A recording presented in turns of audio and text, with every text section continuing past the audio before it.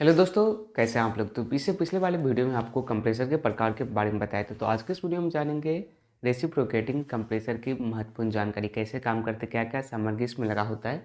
संपूर्ण जानकारी इस वीडियो के माध्यम से आप जानने वाले हैं। तो आइए देख लेते हैं।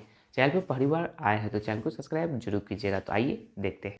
इस प्रकार के कंप्रेसर को पिस्टन टाइप या सिलेंडर टाइप कंप्रेसर भी कहा जाता है। इसमें रिफ्रिजरेंट को पिस्टन की रेसिप्रोकेटिंग गति के द्वारा कंप्रेस किया जाता है। इस प्रकार के कंप्रेसर के द्वारा जो रेफ्रिजरेंट होता है उसके वाष्प को पिस्टन की रेसिप्रोकेटिंग गति सीधी रेखा में आगे के पीछे की ओर क्या करती है तो गति करती है, और इसी की सहायता से क्या किया जाता है तो कंप्रेस किया जाता है। रेसिप्रोकेटिंग कंप्रेसर को 1/2 से 150 एचपी तक की क्षमता में क्या किया जाता है तो बनाया जाता है। रेसिप्रोकेटिंग कंप्रेसर जो होता है वो अधिक सिंप्लिसिटी के साथ क्या करता है तो काम करता है। इसकी जो क्षमता होती है वो भी क्या होती है तो उच्च होती है। इस कंप्रेसर का जो उपयोग होता है वो अमोनिया, फ्योन 12, फ्योन 22 तथा मिथाइल क्लोराइड आदि हाई डिफरेंशियल प्रेशर वाले रिफ्रिजरेंट के साथ क्या किया जाता है तो किया जाता है। आइए अब जान लेते हैं रेसिप्रोकेटिंग कंप्रेसर जो होता है उसका कौन कौन सा भाग होता है इसके बारे में, और उस भाग का क्या काम होता है आइए इसे जानते हैं। सबसे पहला होता है पिस्टन। जो पिस्टन होता है वो सामान्यतः कास्ट आयरन या एल्युमिनियम के बनाए जाते हैं। कम क्षमता वाले पिस्टन में व्यावसायिक ड्रम पिस्टन क्या होते हैं तो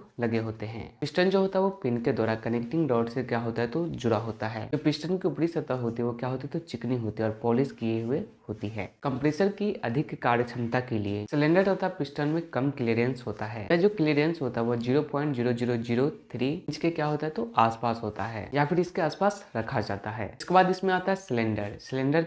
तो आइए देख लेते हैं इसका क्या काम होता है। अधिकतर सिलेंडर कास्ट आयरन का घनत्व बढ़ाने के लिए इसमें तेल की कुछ मात्रा क्या होती है तो मिला दी जाती है। सिलेंडर के ढालने के पश्चात उसे मशीन किया जाता है। सिलेंडर के बाहर की ओर क्या बनाई जाती है तो कूलिंग फिन्स बनाई जाती है। इससे क्या होता है तो सिलेंडर ठंडा रहता है। कई बार सिलेंडर में एक सिलेंडर लाइनर भी डाल दिया जाता है। अगर सिलेंडर खराब होता है तो यह लाइनर क्या किया जाता है तो बदल दिया जाता है।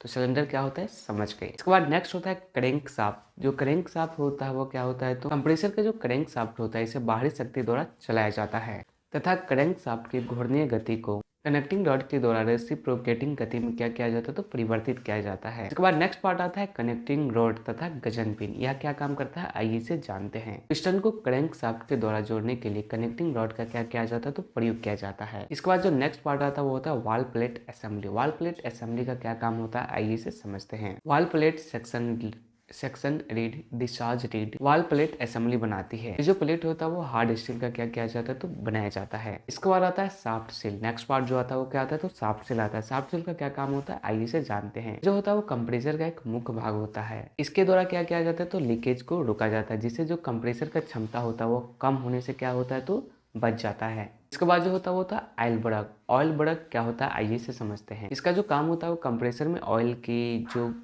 गति यानी कि ऑयल की जो कमी है उसको क्या करता है तो पूरा करता है। इसके बाद होता है वायरिंग होता है। इसके बाद फ्लाईव्हील होता है। तो रेसिप्रोकेटिंग कंप्रेसर के बारे में समझ गए क्या क्या पार्ट्स होते हैं, कैसे कैसे काम किया जाता है।